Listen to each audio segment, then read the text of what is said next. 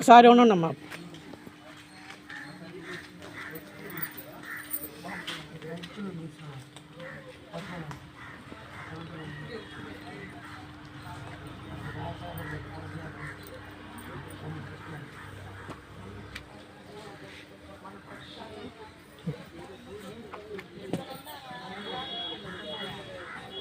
వందనాలయ్యా అయ్యారు. మేము ఇక్కడ 60-70 సంవత్సరాల నుంచి నివాసం ఉన్నాం.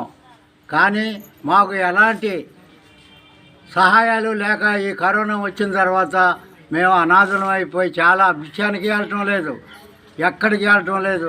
ఎవరో దాతలు తమలాంటి దాతలు తెచ్చి ఏదైనా 5-10 కేజీలు బియ్యాలు, పప్పు, ఉప్పు, నూనె అన్నీ ఇస్తే ఉంటే అవి తింటూ ఇక్కడే ఉన్నాం.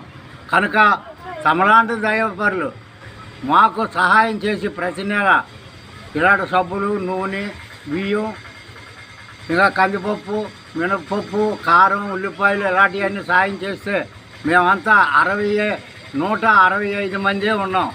దయచేసి మీలాంటి దాసులు సాయం చేసి మమ్మల్ని ఆదుకుంటారని తమ ఘనతను ఎక్కువగా మిక్కిలి ప్రార్థిస్తున్నాం తండ్రి.